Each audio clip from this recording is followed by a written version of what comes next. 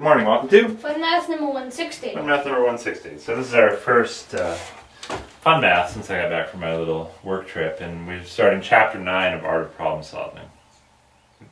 Art of Problem Solving is Algebra book, which is about what? It's about inequalities. About inequality. So we were looking on the number line, and we would have a numbers x and y, say, and x was bigger than y. And what did that mean geometrically on a number line?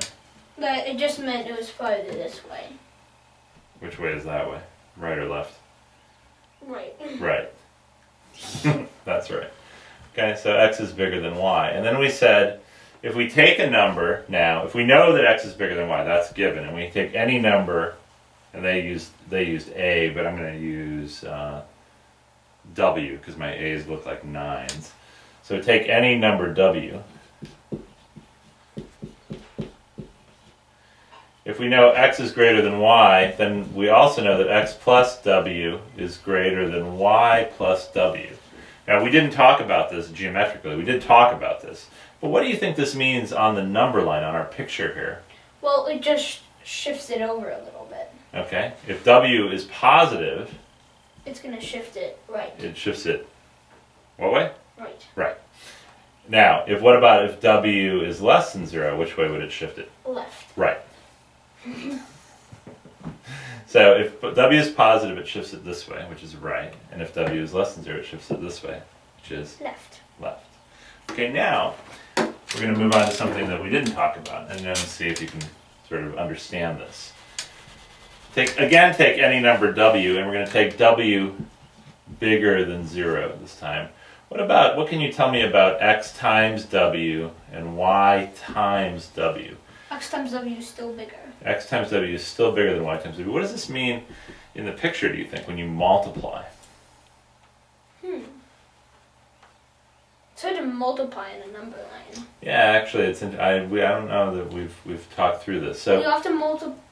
We have to know what w is. We would have to know what w is. You have to know x over w times. Yeah. Okay, so we would have to know what w is.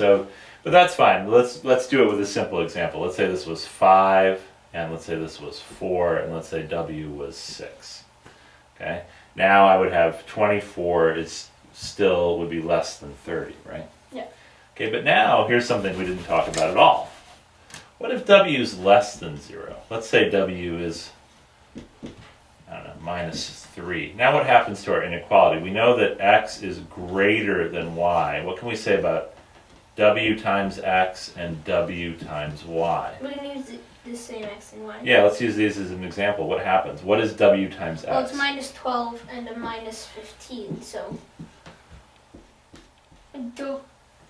it's smaller. Interesting. Huh. So a lot of the beginning work, we only had about 15 minutes to talk through this. A lot of the beginning work we did was really easy stuff, right? When you added and subtracted, the inequality was preserved. When you multiplied by a positive number, the inequality always stayed the same. But now I just showed you something tricky that you didn't realize. When you multiply by a negative number, the inequality seems to reverse. What about when you multiply by 0? What happens? If x is bigger than y and you multiply them both by 0, what happens? They both become 0. So what happens to the inequality? What does it turn into? It's an equation. It turns into equals. Yeah. How about that? Pretty cool. All right, there's basic inequalities. We'll do some more stuff tomorrow, and hopefully we'll finish this chapter in a couple weeks. All right, good job today, sweetie.